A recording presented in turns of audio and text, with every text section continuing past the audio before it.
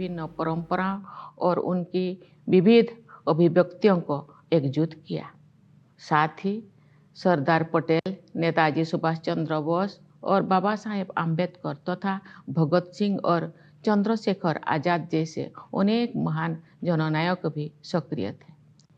ये एक राष्ट्रव्यापी आंदोलन था जिसमें सभी समुदायों ने भाग लिया। आदिवासियों में तिलका मांझी, बिरसा मुंडा, लक्ष्मण नायक और फूलो जानो जैसे कई अन्य लोग थे जिनके बलिदान की अब सराहना हो रही है। हमने भगवान बिरसा मुंडा की जयंती को जनजातीय गौरव दिवस के रूप में मनाना शुरू किया है। अगले वर्ष उनकी 150वीं जयंती का उत्सव राष्ट्रीय पुनर्जागरण में उनके योगदान को और अधिक गहराई से सम्मान देने का अवसर होगा। मेरे प्यारे देशवासियों, आज 14 अगस्त को हमारे देश विभाजन विभीषिका स्मृति दिवस मना रहा है। ये विभाजन की भयावहता को याद करने का दिन है। जब हमारे महान राष्ट्रों का विभाजन हुआ तो लाखों लोगों को मजबूरन पलायन करना पड़ा।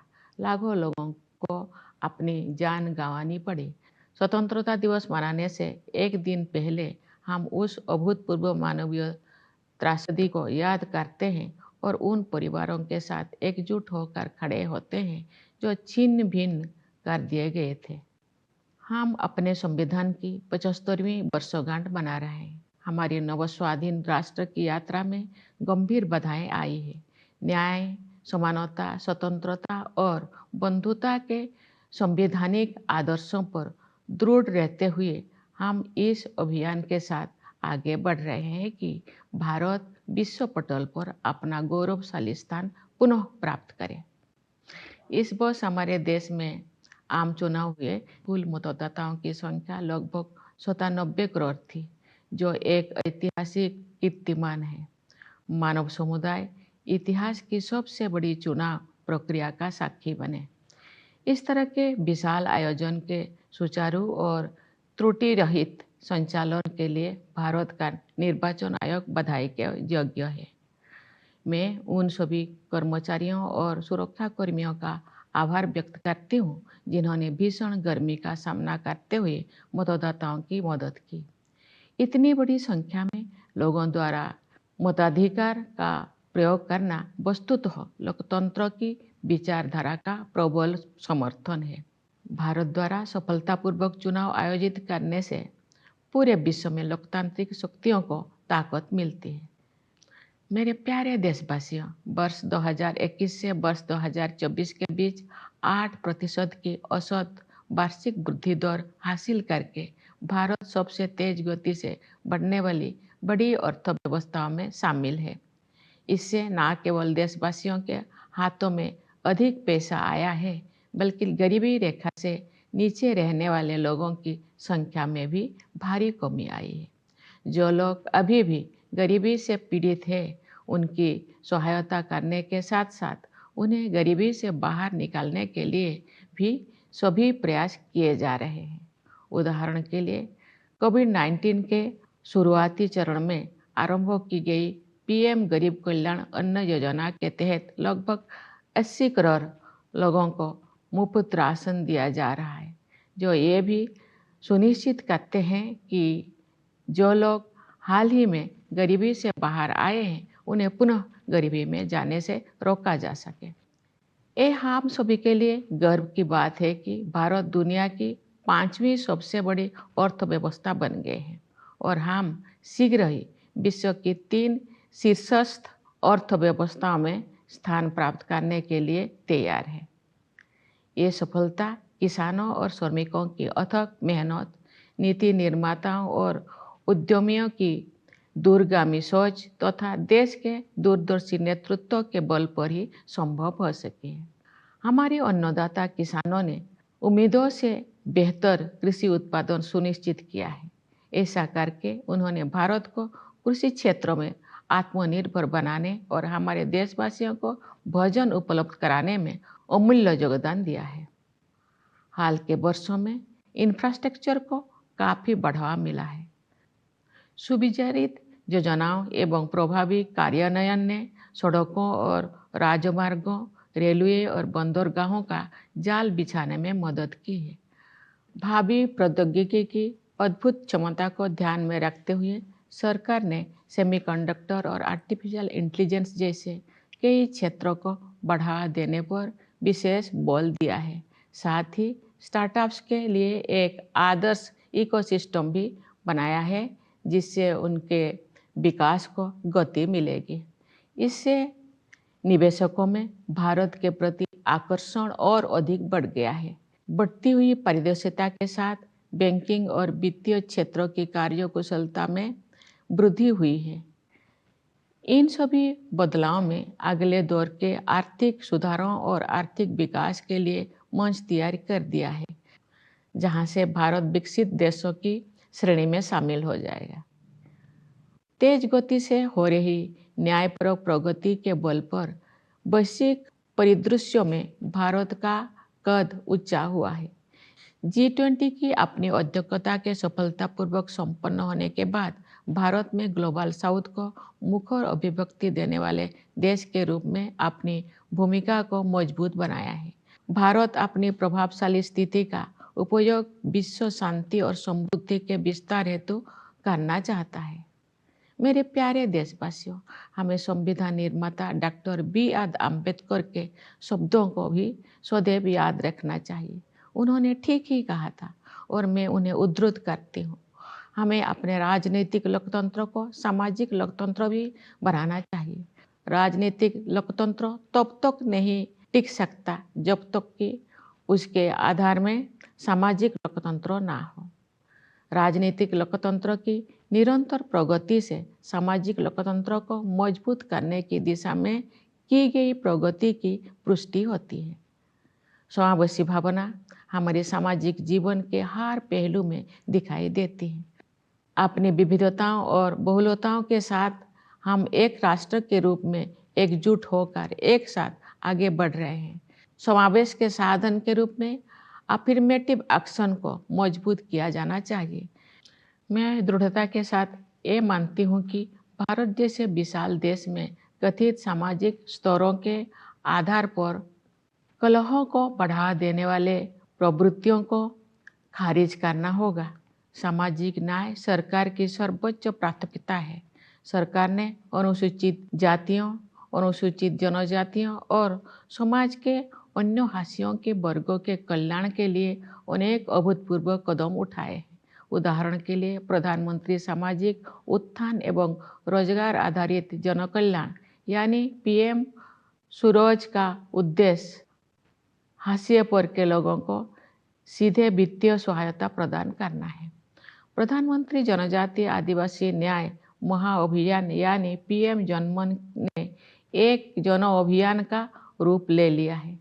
इसके तहत विशेष रूप से कमजोर जनजातीय समूह यानी PVTG की सामाजिक आर्थिक स्थितियों में सुधार के लिए निर्णायक कदम उठाया जा रहा है। National action for mechanized sanitation ecosystem यानी नमस्ते योजना के तहत यही सुनिश्चित किया जाएगा कि किसी भी सफाई कर्मचारी को सीवर और सेप्टिक टैंक की सफाई के जख्म भरे काम को हाथों से नहीं करना पड़ेगा। न्याय शब्दों के सबसे व्यापक अर्थ में अनेक सामाजिक आयाम सम्मानित हैं।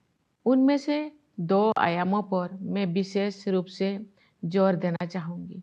वे आयाम हैं स्त्री पुरुष के बीच न्यायपूर्ण समानता तथा क्लाइमेट जस्टिस। हमारे समाज में महिलाओं को केवल समानता का ही नहीं बल्कि समानता से भी ऊपर का दर्जा दिया जाता है। हालांकि उन्हें परंपरागत पूर्वाग्रह का कष्ट भी झेलना पड़ा है, लेकिन मुझे ये जानकर खुशी होती है कि सरकार ने महिला कल्याण और महिला सशक्तिकरण को समान महत्व दिया है।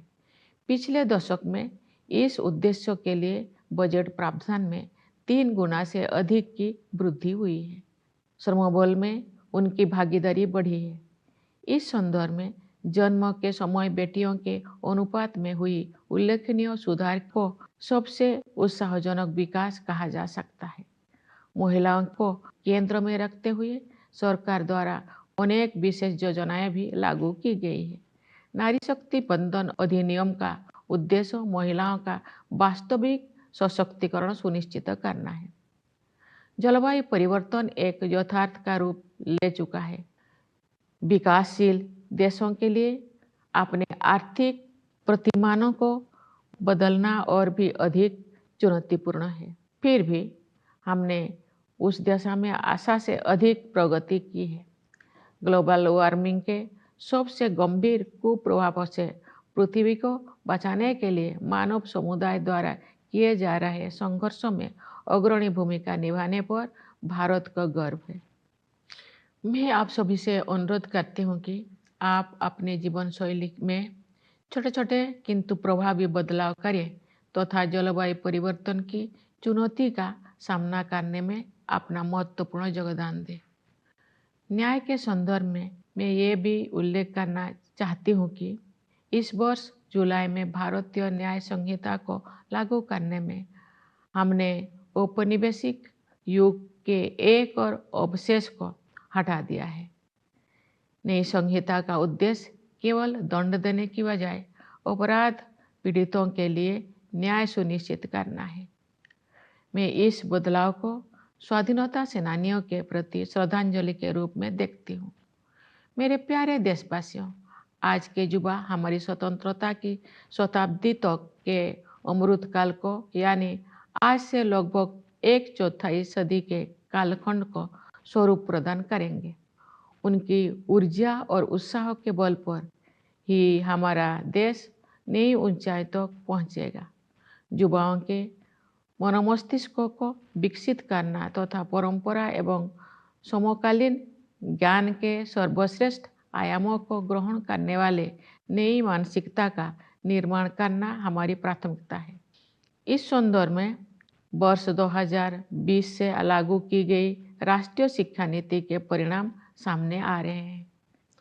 युवा प्रतिभा का समुचित उपयोग करने के लिए सरकार ने कौशल रोजगार तथा अन्य अवसरों को सुलभ बनाने के लिए पहल की है। रोजगार और कौशल के लिए प्रधानमंत्री की 5 योजनाओं के माध्यम से 5 वर्षों में 4 करोड़ 10 लाख युवाओं को लाभ मिलेगा। सरकार की एक नई पहल से 5 वर्षों में 1 करोड़ युवा अग्रणी कंपनियों में इंटर्नशिप करेंगे। ये सभी कदम विकसित भारत के निर्माण में आधारभूत योगदान देंगे।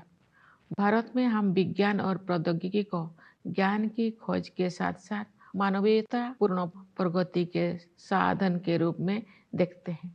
उदाहरण के लिए डिजिटल एप्लीकेशन के क्षेत्र में हमारी उपलब्धियों का उपयोग अन्य देशों में टेम्पलेट के रूप में किया जा रहा है। हाल के वर्षों में भारत ने अंतरिक्ष अनुसंधान के क्षेत्र में अभूतपूर्व प्रगति की है। आप सभी के साथ में भी अगले साल होने वाले गगनयान मिशन के शुभारंभ की उत्सुकता से प्रतीक्षा कर रही हूँ। इस मिशन के तहत भारत के पहले मानव अंतरिक्ष यान में भारतीय अंतरिक्ष टीम को अंतरिक्ष में ले जाया जाएगा। खेल के जगत भी एक ऐसा क्षेत्र है जिसमें हमारे देश ने पिछले दशक में बहुत प्रगति की है। सरकार ने खेल के बुनियादी ढांचे के विकास को समुचित प्राथमिकता दी है और इसके परिणाम सामने आ रहे हैं। हाल ही में संपन्न पेरिस ओलंपिक खेलों में भारतीय दल ने अपना उत्कृष्ट प्रयास किया। मैं खिलाड़ियों की निष्ठा और परिश्रम की सराहना करती हूँ। उन्होंने युवाओं में प्रेरणा का संचार किया है। क्रिकेट में भारत ने T20 विश्व कप जीता, जिससे बड़ी संख्या में क्रिकेट प्रेमी आनंदित हुए। शतरंज में विलक्षण प्रतिभा वाले युवा खिलाड़ियों ने देश को गौरवान्वित किया है। इसे शतरंज में भारतीय युग का आरंभ माना जा रहा है। बैडमिंटन, टेनिस और अन्य खेलों में हमारे युवा खिलाड़ी विश्व मंच पर अपनी पहचान बना रहे हैं। उनकी उपलब्धियों ने अगले पीढ़ी को भी प्रेरित किया है। मेरे प्यारे देशवासियों, पूरा देश स्वतंत्रता दिवस मनाने के लिए तत्पर है। इस उल्लासपूर्ण अवसर पर मैं आप सबको एक बार फिर बधाई देती हूँ। मैं सेनाओं के उन बहादुर जवानों को विशेष बधाई देती हूँ जो अपनी जान का जोखिम उठाते हुए भी हमारे स्वतंत्रता की रक्षा करते हैं। मैं पुलिस और सुरक्षा बलों के कर्मियों को बधाई देती हूँ जो पूरे देश में सतर्कता बनाए रखते हैं। मैं न्यायपालिका और सिविल सेवाओं के सदस्यों के साथ साथ विदेशों में नियुक्त हमारे दूतावासों के कर्मियों को भी अपनी शुभकामनाएं देती हूँ। हमारे प्रवासी समुदाय को भी मेरी शुभकामनाएं। आप सब हमारे परिवार का हिस्सा है। आपने अपनी उपलब्धियों से हमें गौरवान्वित किया है। आप सब विदेशों में भारत की संस्कृति और विरासत का गर्व के साथ प्रतिनिधित्व करते हैं। एक बार फिर मेरी ओर से सभी को स्वाधीनता दिवस की हार्दिक शुभकामनाएं। धन्यवाद।